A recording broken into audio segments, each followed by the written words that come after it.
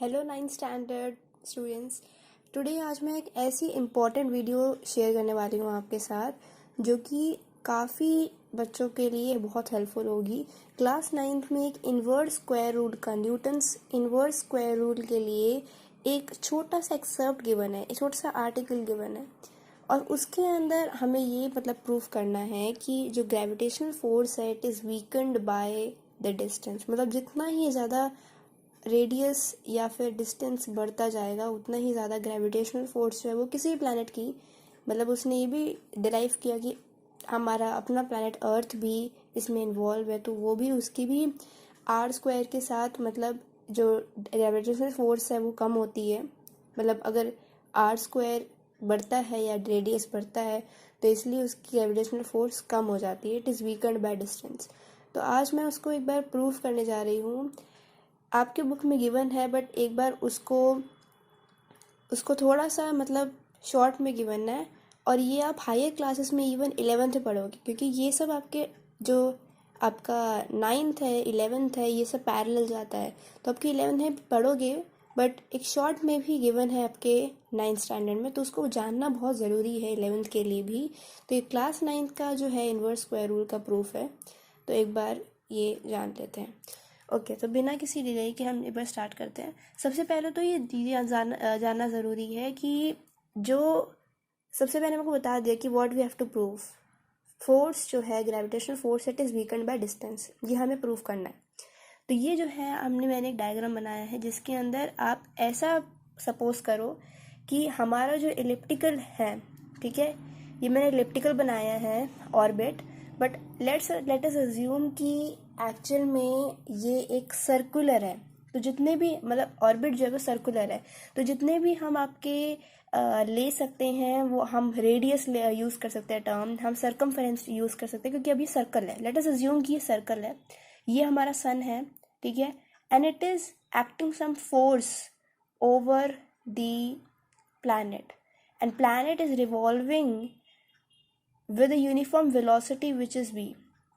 So let us assume first, okay, the planet's orbit is circular. तो अगर हम बोलते हैं so then if it is revolving with uniform velocity with radius r, so the force exerted on planet B is given by force is directly proportional to v square by r. Here what is actually there is that what is not written is here is this sign. Actually जब आप देखोगे तो इसका एक scientific आपको दे नहीं रखा, इससे थोड़ा सा, क्योंकि एक छोटा सा आर्टिकल दे रखा है, राइट, तो इसके पीछे का आगे कुछ दे नहीं रखा, बट एक्चुअली ये कहाँ से आया, ये इसका ये एक फॉर्मूला है। ये जो सी है ना, एक्चुअली ये सेंट्रीपेटल फोर्स का फॉर्मूला होता है। यस, जो सेंट्रीपेटल फोर्स है उसका फॉर्मूला होता है F C, centripetal force is directly proportional to M V square by R. अब यहाँ पे जो m है इन्होंने यहाँ पे क्यों एक्सक्लूड कर रखा है, क्योंकि जो m है it is not affected by the emotion, it is a constant. तो जब हम कांस्टेंट करते हैं तो वी कैन रिमूव इट। तो जहाँ पे ये सेंट्रीपेटल फोर्स है, जो फोर्स जब अगर कोई सपोज ये पूरा यूनिफॉर्म वेलोसिटी के साथ मूव हो रहा है, ग्रेविटेशनल फोर्स मैं बता दूँ it is a type of centripetal force.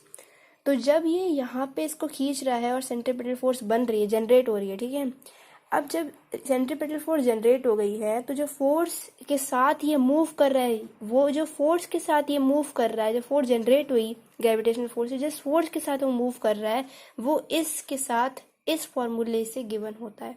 इसलिए लिखा है कि force is directly proportional to V square by R. इतना समझ में आया? तो ये जो है हमारी फर्स्ट इक्वेशन बन गई कि जो फोर्स जिस फोर्स के साथ वो मूव हो रहा है वो centripetal force v square by r के साथ गिवन होगी। आगे चलते हैं।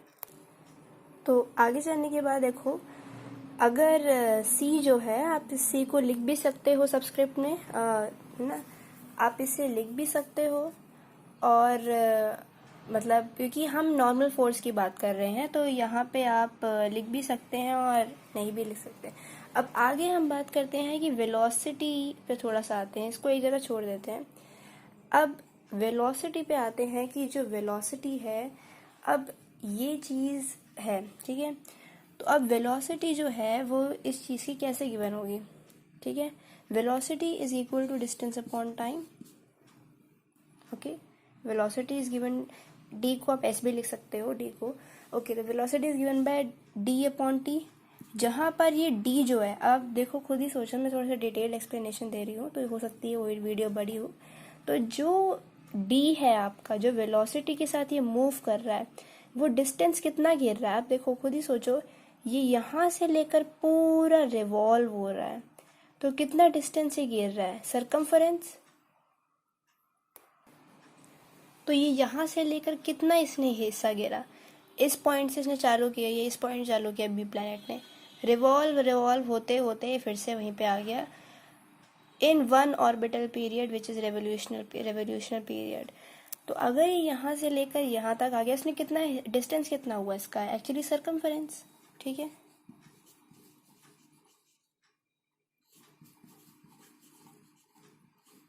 सरकमफरेंस, ठीक है। और सरकमफरेंस के बाद अगर मैं टी को कैपिटल टी से डिनोट करती हूँ, जो कि ऑर्बिटल पीरियड है इसका, तो ये इसका हो जाएगा, सरकमफरेंस को हम कैसे लिख सकते हैं, 2πr से, ठीक है। और टी को मैं टी ही लिख रहने देती हूँ। अब वी स्क्वायर को मैं कैसे लिखूँगी, ठीक है, क्योंकि हमें इसमें पहुँचना, हमें इस चीज़ से पहुँचना है, तो हम थोड़ा सा इसमें देखेंगे। तो हमने v को पहले किया, इसको यहाँ पे छोड़ दिया, इसको यहाँ पे छोड़ दिया, इस इक्वेशन को, v पे आए, वेलोसिटी क्या होगी, फिर v स्क्वायर। अब v स्क्वायर क्या हो जाएगा, आप खुद ही बताओ, v is 2πr/t, so v square कितना हो जाएगा, 2πr/t का whole square, which is actually 2 का स्क्वायर, वेट, 2 का square 4 pi square r square by t square. यहाँ तक हम पहुँच गए, ठीक है। तो v square is equal to 4π square r square by t square. आपकी बुक में v square is equal to r square by t square लिखा है, ये 4π स्क्वायर कहाँ चला गया, again it is a constant. तो एक बार और फिर बता देते हैं, 4π जो होता है ना, 4π जो होता है, ये कांस्टेंट ऑफ प्रोपोर्शनैलिटी यूज होता है, जो कि हायर क्लासेस में यूज होगा। 4π जो है वो कांस्टेंट ऑफ प्रोपोर्शनैलिटी है इन द अनसर्टेनिटी प्रिंसिपल, जो आप आगे क्लासेस में पढ़ोगे। तो अनसर्टेनिटी प्रिंसिपल में जो 4π है वो कांस्टेंट ऑफ प्रोपोर्शनैलिटी होता है between the uncertainty in positions and momentum. कोई चीज़ है, मतलब अगर कोई ऑब्जेक्ट है तो उसकी कितनी अनसर्टेनिटी है कि वो क्या उसकी पोजीशन है, मतलब उसमें मोशन में है या वैसा है, अनसर्टेनिटी है पोजीशन में, या रैंडम है इसकी पोजीशन और उसकी मोमेंटम। तो 4π वहाँ पे यूज़ होता है। तो इसलिए अगर 4π स्क्वायर भी है तो इसकी वैल्यू 12 पॉइंट समथिंग होती है, और जो इसकी वैल्यू होती है वो 39 पॉइंट समथिंग होती है।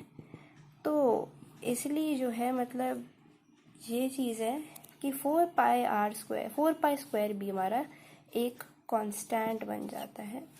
तो अगर ये कांस्टेंट है तो हम इसे एक्सक्लूड कर सकते हैं, तो बन गया r square by t square.